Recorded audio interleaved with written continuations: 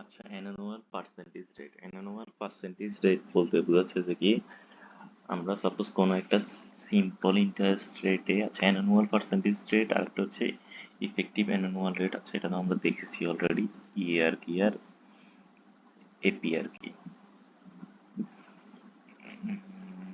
Sorry, আমরা দেখিনি।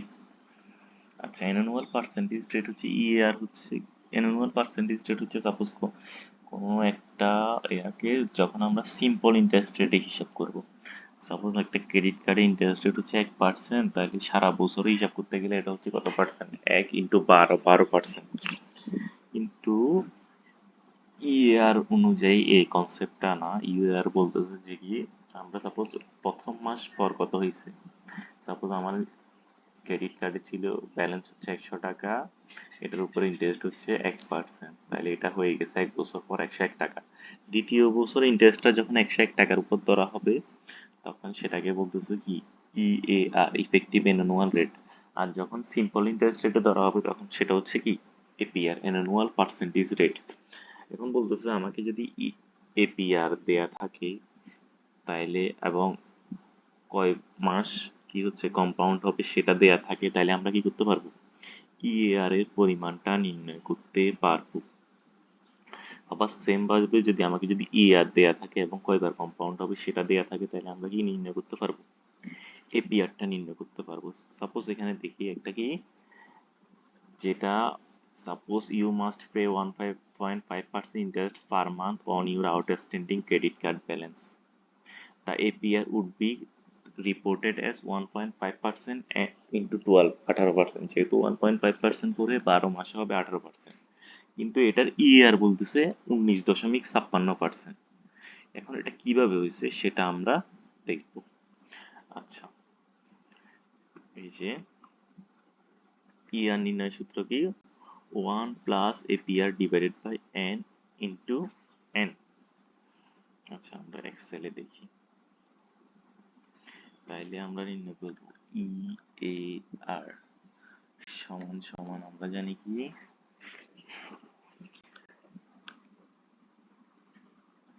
1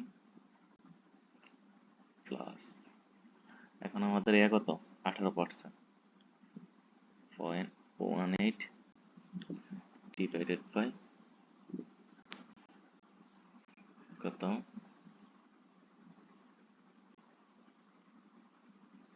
0.1 divided by N.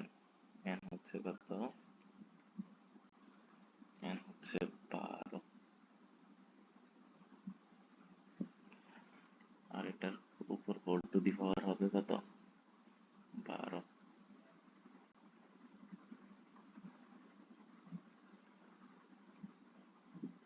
সেটা থেকে আমরা মাইনাস করবো 1, তাহলে আমরা পেয়ে যাচ্ছি 19.56, অর্থাৎ এখানে যেটা বলছে সেটাই, 19.56%। এই যে until you pay off your outstanding balance it will increase month by month multiple. এই যে এটা যতক্ষণ না পে করা হবে ততক্ষণ কত, 1.5% করে মান্থ করে বাড়তে থাকবে। বাট দ্য ইফেক্ট, আচ্ছা, ইফেক্টিভ অ্যানুয়াল রেটটাকে আবার সংক্ষেপে এভাবে নির্ণয় করা যায়। হুম, এখন হচ্ছে কন্টিনিউয়াস কম্পাউন্ডিং। কন্টিনিউয়াস কম্পাউন্ডিং হচ্ছে কি, এই যে আমরা কম্পাউন্ডিংটা এখন একটু আগে যেটা দেখলাম সেটাতে হচ্ছে কয়বার, 12 বার। আর কন্টিনিউয়াস কম্পাউন্ডিং বলতে বোঝাচ্ছে এটা যদি কন্টিনিউলি কম্পাউন্ড হতে থাকে তাহলে কি হবে। আর একটা কথা হচ্ছে কন্টিনিউয়ালি কম্পাউন্ড হইলে এটা কতবার কম্পাউন্ড হইতে পারবে, এটা হচ্ছে কন্টিনিউয়ালি কম্পাউন্ড হইলে 365 বার পর্যন্ত কম্পাউন্ড হইতে পারবে, মানে ডেইলি বেসিসে যদি কম্পাউন্ড হয়। আর এখানে বলতেছে কি, এইখানকার ডিফারেন্সটা যদি কম্পাউন্ড হয়, এপিআর আর ইআর ডিফারেন্সটা কি হবে, বৃদ্ধি পেতে থাকবে। এখন কোশ্চেন হচ্ছে, how far will this two rate diverge as the compounding frequency continues to grow. Compounding frequency যত বাড়তে থাকবে তত কতবার পর্যন্ত, কতক্ষণ পর্যন্ত কি আমার এই দুইটা পার্থক্য বাড়তে থাকবে।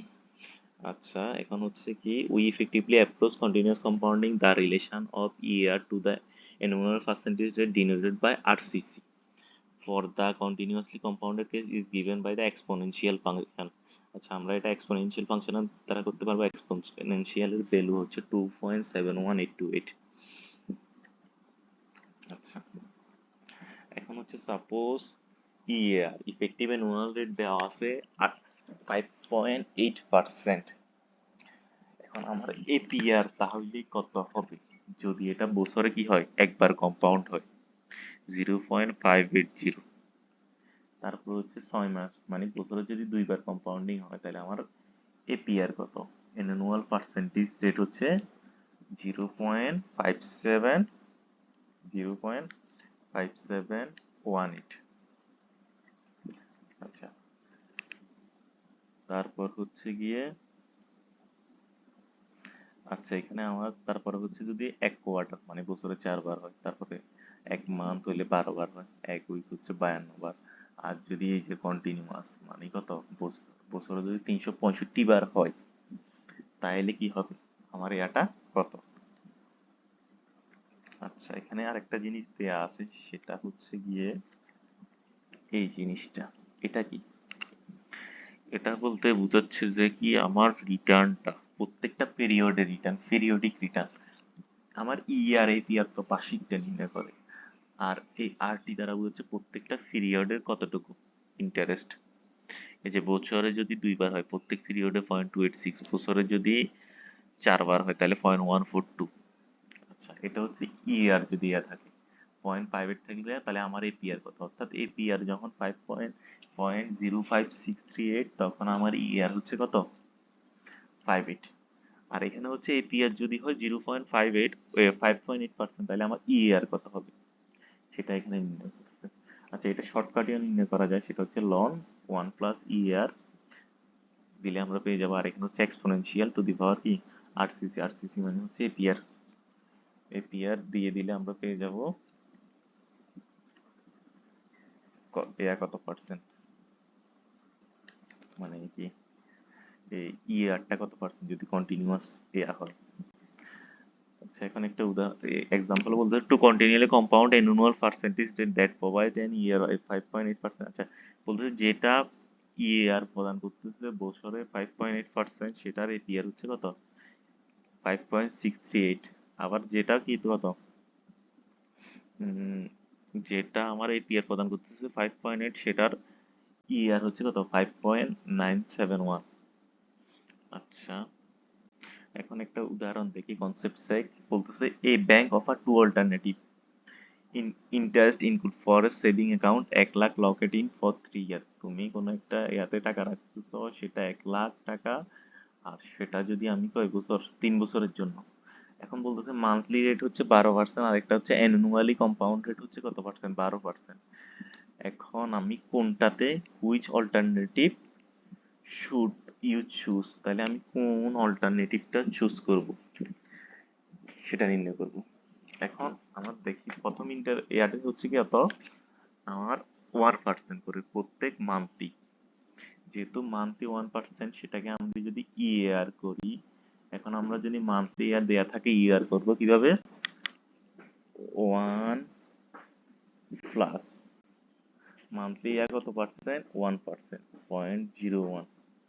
যেহেতু মান্থলি ইয়ার 1% এটা বার্ষিক হবে কতবার 12 বার 12, তাহলে কত বের হচ্ছে 1.1268। অর্থাৎ এটা থেকে আবার আমি যদি 1 বাদ দিয়ে দিই তাহলে কত থাকে 12.68%। আর আমার আরেকটা অল্টারনেটিভে আমাকে দিবে কত পার্সেন্ট এই যে আরেকটা হচ্ছে কন্টিনিউয়াসলি কম্পাউন্ড রেট, যেটা হচ্ছে কত পার্সেন্ট 12% অ্যানুয়ালি।